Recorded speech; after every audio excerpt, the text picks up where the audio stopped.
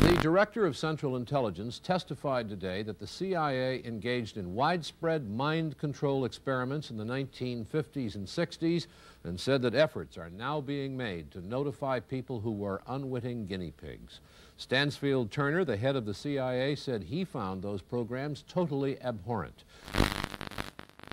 185 private researchers were used in 80 different institutions, including universities, chemical companies, and hospitals, many without knowledge of CIA involvement. The senators heard CIA Director Stansfield Turner's explanation of how the old documents on CIA drug tests had been discovered in a records. I, Jimmy Carter, do solemnly swear. I, Jimmy Carter, do solemnly swear. That I will faithfully execute. That I will faithfully execute. The office of President of the United States. The office of President of the United States. And will, to the best of my ability. And will, to the best of my ability. Preserve, protect, and defend. Preserve, protect, and defend. The Constitution of the United States. The Constitution of the United States.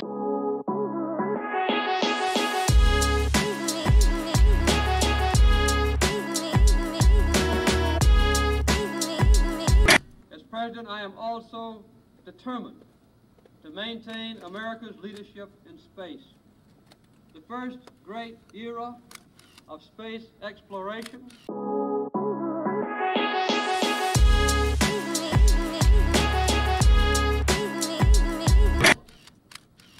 as an initiative, unprecedented. But the second era of the space shuttle, when we follow the great benefits that have been made possible by that exploration, is about to begin.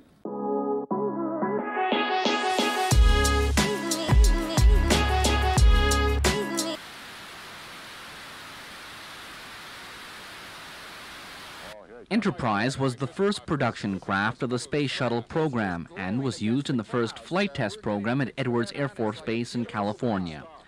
The Enterprise will be making a low pass over Montreal tomorrow.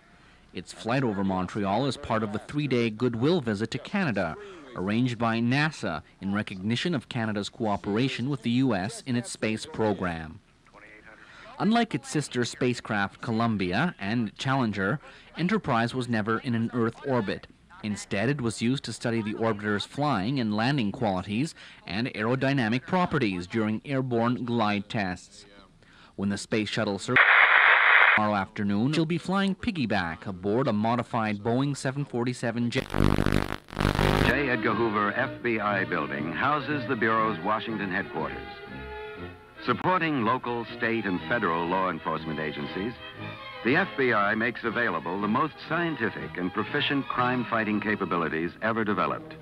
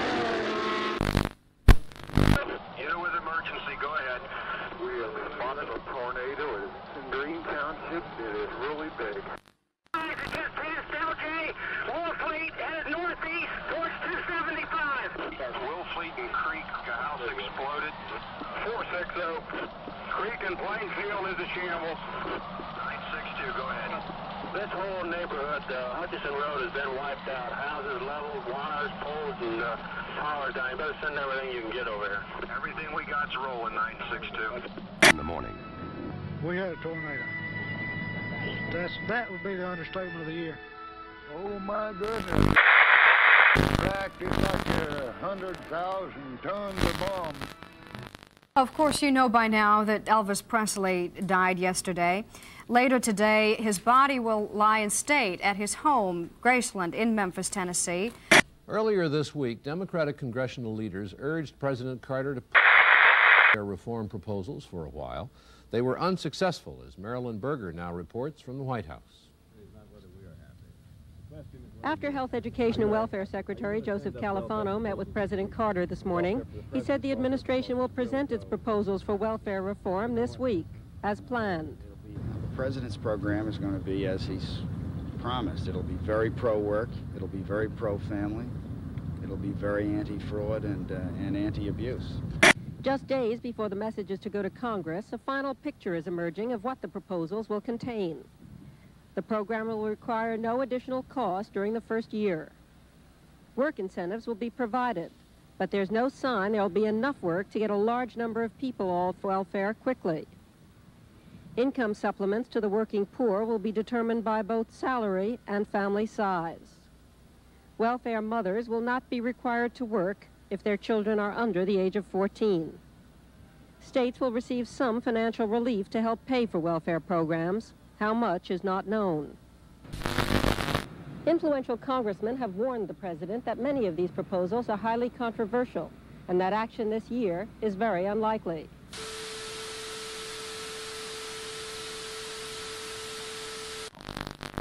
With the exception of preventing war, this is the greatest challenge that our country will face during our lifetime. The energy crisis has not yet overwhelmed us, but it will if we do not act quickly. It's a problem that we will not be able to solve in the next few years, and it's likely to get progressively worse through the rest of this century. We must not be selfish or timid if we hope to have a decent world for our children and our grandchildren. We simply must balance our demand for energy with our rapidly shrinking resources. By acting now, we can control our future instead of one process. Matter of fact, it's in the tri-state area of Colorado, Utah, and Wyoming, there are 1.8 trillion barrels of oil in place, and that the recoverable oil from those deposits is probably of the order of 600 billion barrels. Now, this is more oil here in these deposits that is calculated to be recoverable than the proven oil deposits of the entire world. The two areas where we waste most of our energy are transportation and our heating and cooling systems. Transportation consumes 26% of all our energy, and as much as half of that is waste. We simply must save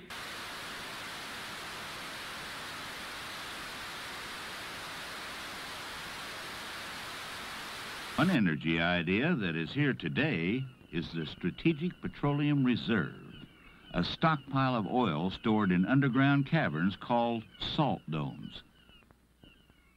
These reserves are like money in the bank, to be drawn on when needed. Maurice Graber, the Department of Energy. The cavern beneath us will hold about 16 million barrels of oil.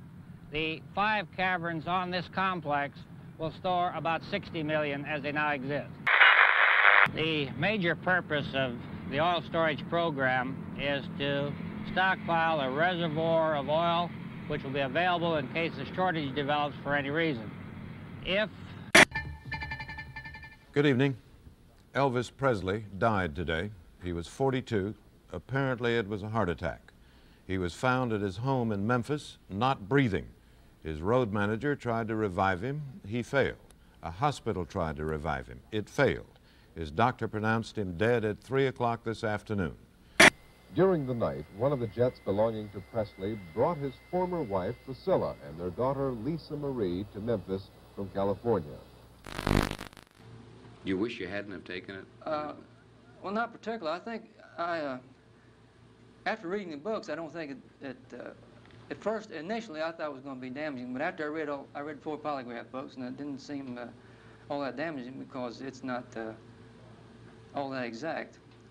And once you read a book, you can't beat the test, but you can keep them from beating you. For instance, you can learn how to breathe as normal and things like that.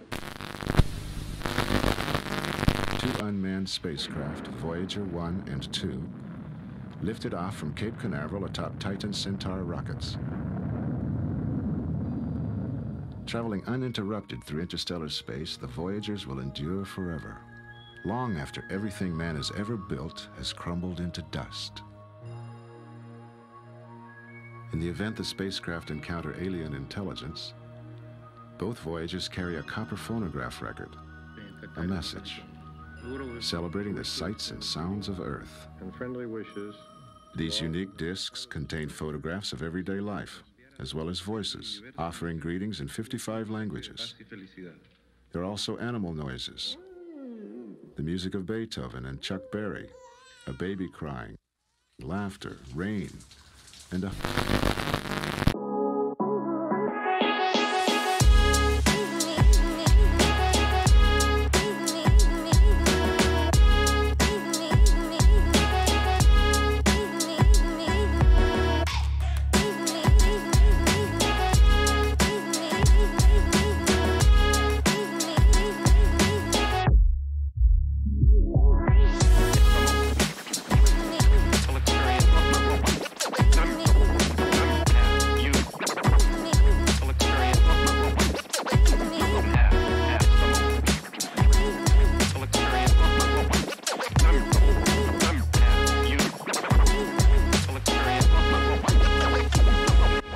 And the shuttle Columbia is due to return to Earth later today, and the weather is cooperating, but there is a potential problem. The hydraulic system is broken down, forcing Columbia to rely on backup systems. To tell you the complete story of these activities, we are professing to tell you the complete story that we know. Right. But these records that we've uncovered don't tell the story. They tell pieces of The buildings behind me were the headquarters for the World War II Office of Strategic Services. It was here that the first halting steps toward mind control began. The shaper and molder of OSS was General Wild Bill Donovan. He said of his group's work, "We may have made mistakes, but we were not afraid to try things that were never done before."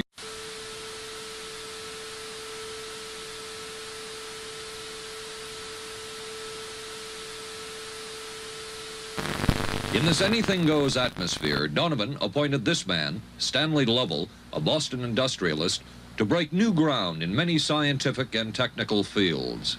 Donovan called Lovell his Dr. Moriarty, after the fiendish professor in Sherlock Holmes. Lovell liked the name and posed for this Saturday Evening Post photo.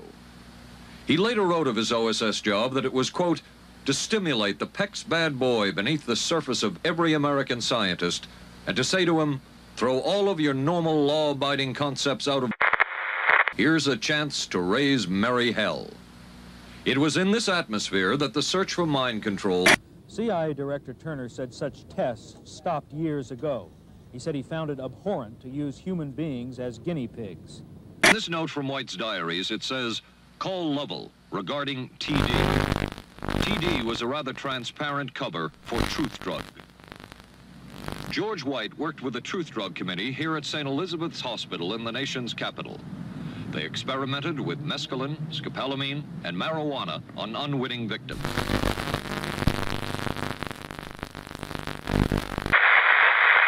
The committee soon learned there was no easy panacea, no truth drug at this stage. But White and later colleagues would not stop trying. The goal remained the same. As this 1952 CIA memo says, the aim is controlling an individual to the point where he will do our bidding against his will, and even against such fundamental laws of nature as self-preservation. Make up for a meet and treat Halloween this year. Meet the neighbors and treat the kids. Keep children out of masks that obscure vision and in short costumes to prevent tripping. Reflective tape makes them glow in the beam of headlights. For fun and safety, accompany children on their neighborhood rounds in the afternoon and early evening. And be sure that all candy is wrapped and sealed. Make Halloween a time to meet and treat. It'll be fun for... The CIA's interest in LSD was intense. The worry was that the Russians would get hold of it. Were the Soviets into LSD? I'm going to have to say I'm sure they were, but if you ask me to prove it, I've never seen any direct proof of it. But at one point, intelligence information received from Switzerland said that Sandoz Laboratories was about to put 100 million doses of LSD on the open market. And it caused enough concern within the agency that the United States was prepared to buy the entire supply.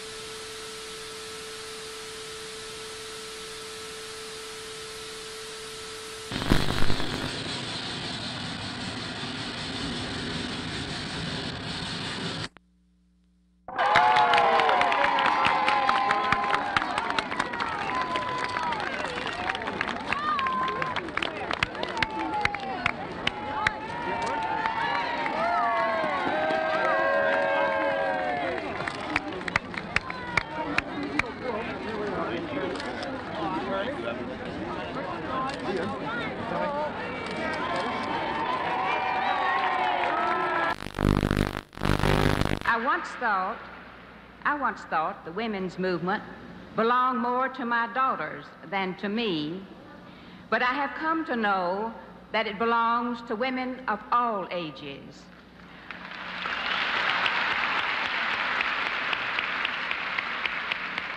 I am proud to say, and I want you to know, that Texas was the 9th state to ratify the right of women to vote, and the 7th state to ratify the Equal Rights Amendment.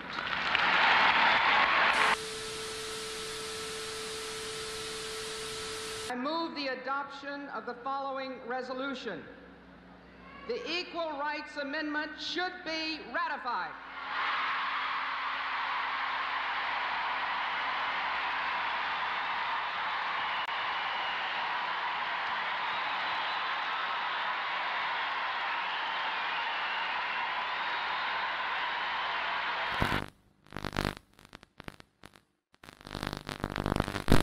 It was an historic moment 15 years ago today. The world watched as 2 Americans landed on the moon's surface for the first time. The dream had become a reality. It was the fulfillment of a national goal set forth by President John F. Kennedy in 1961. I believe that this nation should commit itself to achieving the goal before this decade is out of landing a man on the moon and returning him safely to the Earth. Liftoff. We have a liftoff. 32 minutes past the hour. Liftoff on Apollo